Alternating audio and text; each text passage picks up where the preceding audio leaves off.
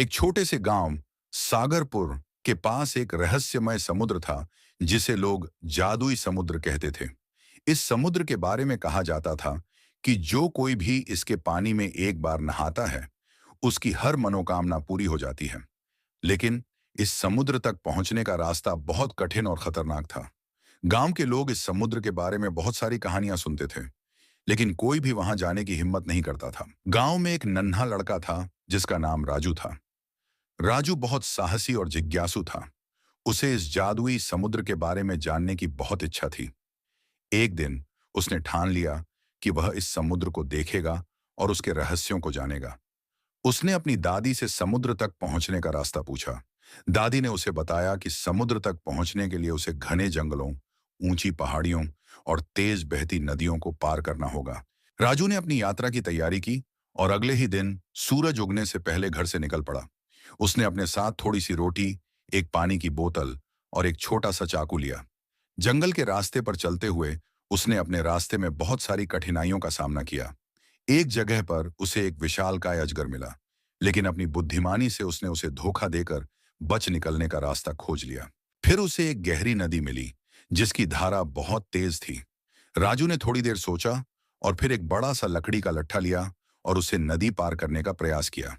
उसे थोड़ी कठिनाई हुई, लेकिन आखिरकार वह नदी पार करने में सफल रहा।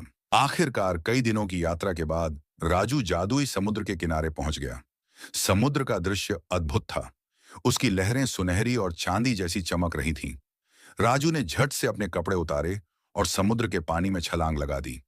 जैसे ही वह पानी में डूबा, उसने एक अजीब सी ऊर्जा महसूस की। उसे लगा जैसे वह हवा में उड़ रहा हो। पानी से बाहर निकलते ही एक वृद्ध व्यक्ति उसके सामने प्रकट हुआ। उसने राजू से पूछा, तुम यहाँ क्यों आए हो बच्चे? राजू ने अपनी इच्छा बताई कि वह अपने गांव के लोगों के लिए सुख और समृद्धि चाहता है। वृद्ध व्यक्ति ने मुस्कुराते हुए कहा, तुम्हारा दिल बहुत अच्छा है बच्चे। तुमने अपने लिए कुछ नहीं मांगा, बल्कि अपने गांव के लिए सोचा, इसलिए तुम्हारी इच्छा पूरी होगी। राजू ने धन्यवाद दिया और अपने गांव की ओर वापस चल पड़ा। जब वह गांव पहुंचा तो उसने देखा कि वहां की फसलें हरी भरी हो गई हैं। लोगों के चेहरे पर खुशी है और हर ओर सुख समृद्धि फैल गई है। गांव के लोग राजू की बहादुरी और नेक दिलता के लिए उसे धन्यवाद देने लगे। राजू की इस यात्रा ने उसे सिखाया कि सच्ची खुशी दूसरों की भलाई में है। जादुई समुद्र की शक्ति उसके अंदर के साहस और दूसरों के प्रति प्रेम की भावना को जागृत करने के लिए थी।